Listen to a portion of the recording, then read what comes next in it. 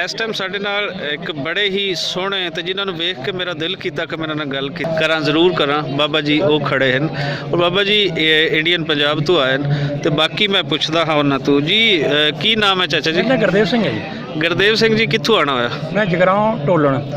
अच्छा, तो ये तुहाडा पहली बारी इत्थे आना होया? अच्छा, तो इस तो पहले तुसी पाकिस्तान ननकाना साहब या किते नहीं आए? कोई दर्शन नहीं किए सर। ये तो राम साहब ने जब प्यार वंडिया सब उस दे नाल आए हैं। तो ये फिर सारी हयाती तुसी ये वेखदे रहे कि जाना है कुछ है? पहले बहुत हुंदा सी, दिल करदा सी जाण नूं, पर कोई साधन है नहीं सी। हाँ हाँ साहब ने हुण कर दिता ते हुण लोग आ रहे हैं सब। तो ये जिहड़ा हुण एक सबब बना ए पाकिस्तानी सरकार साडी ने ए सारा कुछ तुहाडे वास्ते कीता, ते ये किवें दा लग्गिया? बहुत ही वधिया लग्गिया, बहुत ही वधिया। 10 महीने दे विच जो करता ते बहुत ही शानदार कीता। तो ये जो सुनिया सी उस तरीके ही वेख्या या कुछ उस तो चंगा लग्गिया? वध होया सर, उस तो वध दिखाई दे रहा है। ते ये भी वेख रहे हैं कि लोग तुहानू बड़ा तुहाडे बहुत ज़्यादा प्यार दे रहे हैं। ते ये किवें दा लग्गिया भी?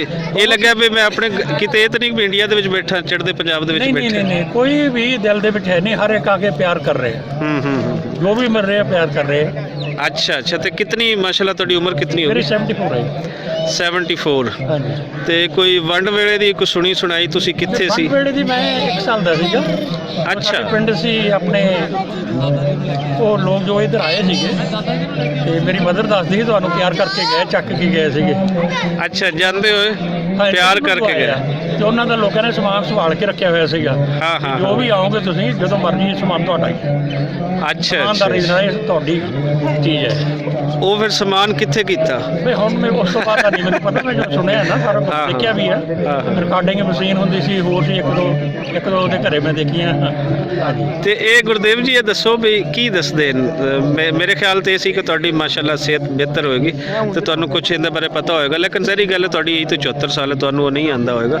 ਤੇ ਇਹ ਜਿਹੜੇ ਕੋਈ ਤੁਹਾਡੇ ਮਾਤਾ ਜੀ ਹਨ ਜਾਂ ਬਾਪ ਹਨ ਜਾਂ ਕਿਸੇ ਚਾਚਾ ਜੀ ਤੋਂ ਕਿਵੇਂ ਰਹਿਣਾ ਹੁੰਦਾ ਸੀ 47 ਤੋਂ ਪਹਿਲੇ ਲੋਕਾਂ ਦਾ? ਤੇ ਰਹਿਣਾ ਬਹੁਤ ਵਧੀਆ ਰਹਿਣਾ ਹੁੰਦਾ ਸੀ। ਮੇਰੇ ਨਾਨਕੇ ਮਲੇਰਕੋਟਲੇ ਦੇ ਨਾਲ। ਹਾਂ ਹਾਂ, ਮਲੇਰਕੋਟਲੇ ਮਿਕਸਿੰਗ ਮਾਮਲੇ ਉਹਨਾਂ ਕੋਲ ਨੇ। ਹਾਂ ਹਾਂ ਤੇ ਇੱਕ ਫੈਮਿਲੀ ਮੇਰੇ ਨਾਨੇ ਨੇ ਰੱਖੀ। ਉਹਨਾਂ ਨੂੰ ਛੋਟੇ ਤੋਂ ਵੱਡਾ ਕੀਤਾ, ਮੈਰਿਜ ਕੀਤੀ, ਆਪਦੇ ਕੋਲ ਰੱਖਿਆ, ਸਭ ਕੁਝ ਪਿਆਰ ਦਿੱਤਾ ਉਹਨਾਂ ਨੂੰ। ਕੋਈ ਵੀ ਫਰਕ ਨਹੀਂ ਉੱਤੇ। ਤੇ ਕੀ ਸੁਨੇਹਾ ਦੇਣਾ ਚਾਹੋਗੇ?